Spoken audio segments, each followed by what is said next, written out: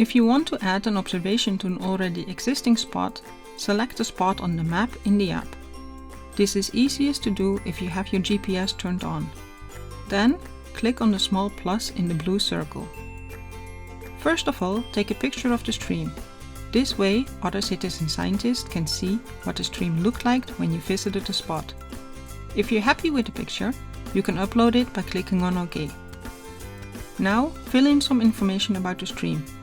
It will be interesting to see if something changed since your last update. Is this water clean enough that you would drink it? Is it clean enough that you would swim in it if it was safe? Is the water body natural or controlled? You can add information about the type of riverbed. There are several different materials given in the app. Choose the one that fits best. You can also choose the color that best describes the color of the water from a list of possibilities. Indicate if you see the riverbed and if you can see any fish or other living beings in the water. If you can see any pollution in the water, you can enter your observation in the corresponding text field.